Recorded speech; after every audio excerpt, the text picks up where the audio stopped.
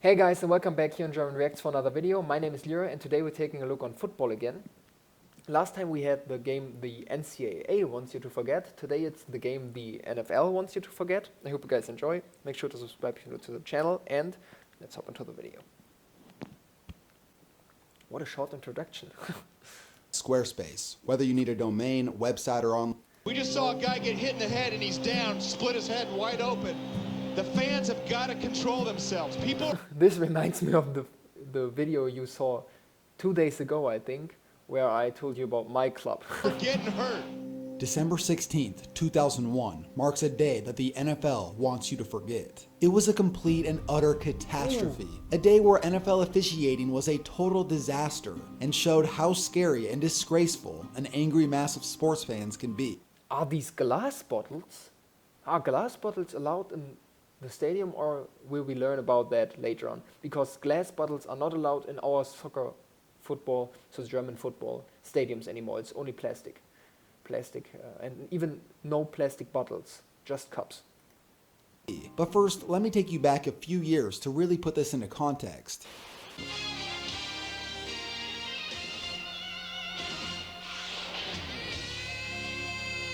Coming up next on SportsCenter, artwork.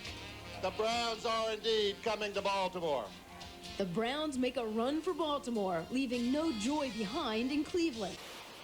In 1995, Cleveland Browns owner Art Modell had become public enemy #1. After he decided to move the Browns to Baltimore after that season, to say that Browns fans were upset would be a massive understatement. The NFL was created in Canton, Ohio, which is now home to the Pro Football Hall of Fame. That's only an hour away from Cleveland. Taking away the Browns would be like if the MLB allowed the Yankees to be relocated. Fans begged and pleaded for the NFL to give their franchise back, and after 3 seasons without a football team, Cleveland got their wish. Only 1 season after they got them back, their former team had already won a Super Bowl. After their first 2 seasons ended in disappointing fashion, they had finally gained some momentum in 2001. Throughout the first 12 games, the Browns had fought to a respectable 6-6 record. Matched up at home versus the Jacksonville Jaguars, this was a must-win if the Browns wanted a shot at the playoffs. Holy shit, what a backstory. White lines up as the single setback. With a minute left, the Browns down by 5. They need to score a touchdown, but more importantly, they have to get a first down now. It's 4th and 2. If they don't convert here, it's the ball game. Quite obvious that it was 4th and 2. Ooh. It's the first. He did a tremendous job to hang on to the football. Gets the first down, clock still running. Now just spike the ball. Don't even waste the play. Or maybe they're even calling a play. And he spikes it. And the clock stops with 48 seconds remaining. And I'm just wondering if that was going to be one of those fake spike. I thought he was going to do that. Now, here's the dilemma. Jaguars coach Tom Coughlin is begging for an intentional grounding, which was true. You can't fake a spike and then spike it. This should be a penalty and a loss of down. The announcers are in agreement. This looks like this will be the call on the field. Even though it'll hurt the Browns, they still have a chance to win the game. So this is what we've been told. That the replay officials on the previous play, the 4th down play, they tried to buzz the referees on the field, and they wanted the ref to take a look at where the ball was on the Quincy Morgan reception to review it. So it's not about the this play, but the previous one. Replay buzz prior to the snap. We'll be looking to see if the last pass was incomplete or complete. That's the 4th down reception by Quincy Morgan. Whoa, wait, that's not how replay works. Everybody knows that you are not allowed to replay something that happened 2 plays ago. That's one of the most basic rules of the entire replay system. Time was now going by. There was no words from the refs. No one knew what was going on. Players were confused, coaches were confused, the fans obviously had no idea what was going on, but worst of all, the refs didn't know either. Which I've never seen happen in this. After review, the pass is incomplete. First down, Jacksonville. So they say he was juggling God. the ball. And with But come on, this is not how it works, right? It was already over. In soccer, it is like when the whistle blows and it's continued, everything is over. There's no way to review again. Butch Davis is saying right now is we ran another play. And like I said, in the history of replay, Gus, once another play has been run, I have never seen them go back and say we're replaying another play. This left everyone on the Browns sideline pissed, but there was a much bigger problem that had begun taking place. Following the game, one of the side referees came out and said, quote, "It was scary to the extent that we didn't know if we were going to get hit by bottles or if the fans were going to charge the field." Eric Westmoreland, a member of the Jaguars team, was quoted saying, "They were throwing bottles from behind our bench, so we migrated towards the 50-yard line." With the mob mentality, this crowd of angry fans was capable of anything. One thing was for sure, those refs weren't getting off this field very easy. With no signs of this crowd slowing down, and the players, coaches, and refs just trying to stay as far away as possible, with time still left on the clock, out of desperation, this is what happened. And now they're going to call That the is the game. end of the game. Unbelievable. Now they call the game. Well, that was with the right 48 call. seconds to go. Yeah, you got to take. I think this has been just a fiasco by the referees today.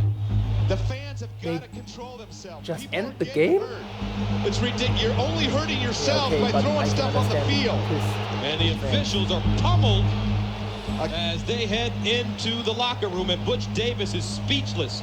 He doesn't know what to say or what to do.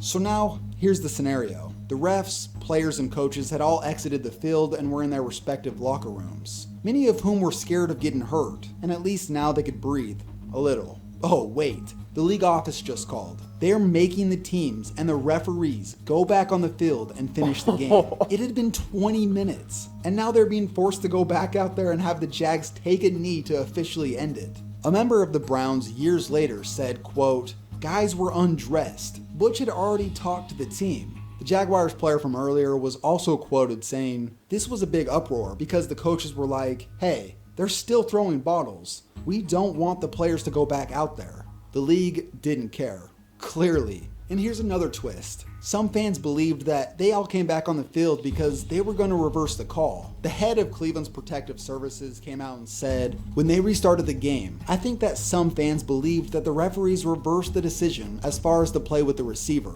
The fans thought that was a football decision. This wasn't the case. Both teams That's gathered wild. 11 random That's so players to go wild. back out there just for How this. rude. This was a complete and utter embarrassment. From the referees, to the Browns fans in the stadium who threw beer bottles and other items, to the league office for forcing these players and refs to go back out there, and lastly, to the Browns owner Al Lerner and President Carmen Policy for making these comments.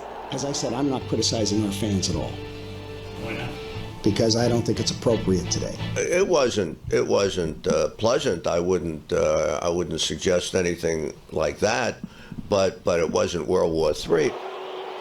I don't see any terrible criticism that would be called for the fans. I think everybody controlled themselves, considering that they spent 60 minutes out in some pretty bad weather, getting bounced around pretty hard. Depending upon how it's depicted, people will understand no one got hurt. Something very weird happened, so fine, we didn't have the most stable people in the world sitting in the stands, and people reacted.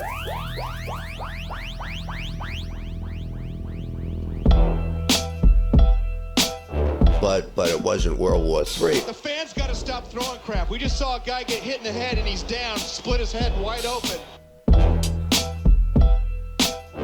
So I gotta ask you a question. Have you wanted to create a website to promote your work, but like me, Dang it with your advertisement, bro.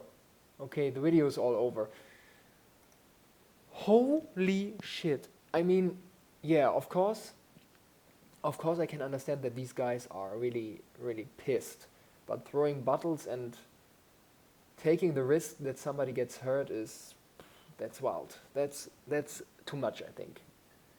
But nevertheless, ending it like this, and I think it was against the rules, that's too much for me, I think. That's also really bad. And what the league said, you need to finish the game also. I mean, I can understand that they want this to forget. I hope you guys enjoyed this video.